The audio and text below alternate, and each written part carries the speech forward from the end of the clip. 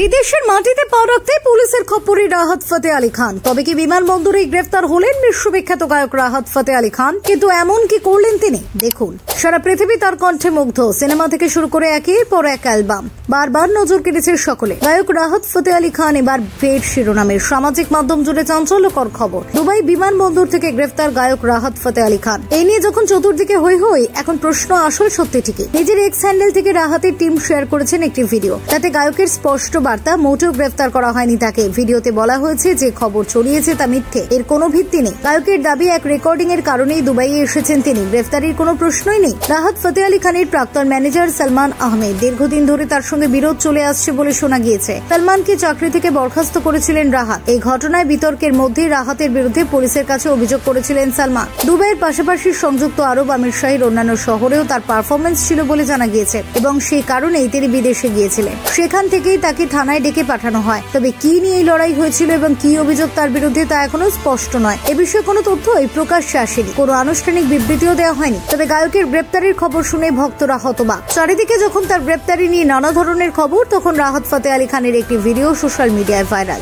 এই ভিডিওতে রাহাত তার গ্রেপ্তারির খবরকে ভুল ঘোষণা করে বলেন, দুবাই এসেছি গান রেকর্ড করতে, সবকিছু ঠিক আছে। আমি আপনাদের অনুরোধ করব এই ধরনের খারাপ গুজবে কান দেবেন না। কোনো সমস্যা হয়নি, যা রটেছে তা একেবারেই ঠিক নয়। এবছরটা বিশেষ ভালো যাচ্ছে না পাকিস্তানি এই গায়কে। বছরের গোড়ার দিকে এক ভিডিও ভাইরাল হয়, তাতে দেখা যায় এক ছাত্রকে মারধর করছেন তিনি, জুতো ছুটতেও দেখা যায় তাকে। ওই ভিডিও ভাইরাল হতেই রাহাত ফতেহ আলী খানের উপর খাপ্পা হয়ে যান নেটিজেনদের একাংশ। এরপরই ক্ষমা চান তিনি। পাশাপাশি এও বলেন, যা হয়েছে তা একজন ছাত্র ও শিক্ষকের মধ্যেকার ব্যক্তিগত ব্যাপার। শুধু পাকিস্তান নয়, ভারত সহ উপমহাদেশে বেশ নামডাক রয়েছে রাহাত ফতেহ আলী খানের। কিংবদন্তি শিল্পী ওস্তাদ নুসরাত ফতেহ আলী খানের নাতি তিনি। 50-এরও বেশি অ্যালবাম থেকে শুরু করে সিনেমার গানেও তার অবদান নেহাত ভোলবার নয়। এই তো বিতর্ক, তা যেন তার নিত্যদিনের সঙ্গী। ফেরো রিপোর্ট, টক টু টাইম।